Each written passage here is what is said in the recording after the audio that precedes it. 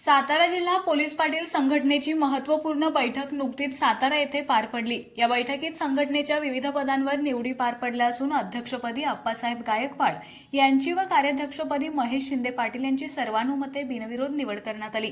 उपाध्यक्षपदी महाबळेश्वरचे अजय राजापुरे, फलटणचे विजयकुमार ठोंबरे, कराडचे रमेश खबाले, खटावचे दत्तात्रय पाटील यांची निवड झाली। सचिवपदी फलटणचे शांताराम काळे, संपर्क प्रमुखपदी खंडाळ्याचे रमेश धायगुडे तर संघटकपदी कोरेगावच्या धनाजी फाळके यांची निवड करण्यात आली। संघटनेच्या संचालकपदी संगीता नरोटे, विश्वनाथ पवार, सुरेश रासकर, शुभांगी कराडे, हनुमंत आहिवाळे यांची नियुक्ती करण्यात आली। प्रवक्तेपदी प्रकाश जाधव, अमृता शिंदे, सविता शिंदे, कैलास राजगे, गणेश कारंडे, विशाल पवार, आशा भोसले व प्रवीण कुमार टिकवडे यांची निवड झाली।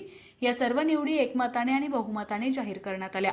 या निवडीबद्दल जिल्हा पोलीस अधीक्षक तुषार दोशी, जिल्हाधिकारी संतोष पाटील, प्रांताधिकारी उज्ज्वला गाडेकर, उपविभागीय पोलीस अधिकारी सोनाली कदम, तहसीलदार विकास अहिर, सहाय्यक पोलीस निरीक्षक दत्तात्रय दराडे दहिवडी, अक्षय सोनवणे म्हसवड यांनी तसेच जिल्ह्यातील सर्व पोलीस पाटील संघटनेचे आजी माजी पदाधिकारी यांच्यासह मान्यवरांनी अभिनंदन केले। आज सातारा जिल्हा पोलीस पाटील संघटनेची बैठक झाली आणि याच्यामध्ये जिल्ह्यातील सर्वच तालुक्यातून प्रमुख पदाधिकारी एकत्र आलेत। एकत्र येत असताना आज आम्ही जे एकत्र आलो त्याच्या मागचा उद्देश असा की आमचा कोणालाही विरोध नाही, कोणाबरोबरही काय आमचे हेवे दावे नाहीत। फक्त सातारा जिल्ह्यातील पोलीस पाटलांच्या संघटनेमध्ये जी मरगळ आलेली आहे, जो विस्कळीतपणा आलेला आहे तो दूर करण्यासाठी आणि सातारा जिल्ह्यातील सर्व पोलीस पाटलांना अडीअडचणीमध्ये मदत करण्यासाठी आणि त्यांच्या पाठीमागं भक्कमपणे उभं राहण्यासाठी सातारा जिल्हा पोलीस पाटील संघटना आपण तयार करतोय।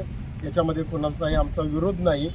सर्व संघटना आणि सर्व सातारा जिल्ह्यातील पोलीस पाटील एकत्र करणे हा आमचा याच्या पाठीमागचा उद्देश आहे। आपण सर्वांनी अध्यक्ष म्हणून जो माझ्यावर विश्वास ठेवला, जी मला काम करण्याची संधी दिली, त्याचा मी निश्चितपणाने या ठिकाणी उपयोग करून सर्व पोलीस पाटलांना न्याय मिळवून देण्याचा प्रयत्न करेन।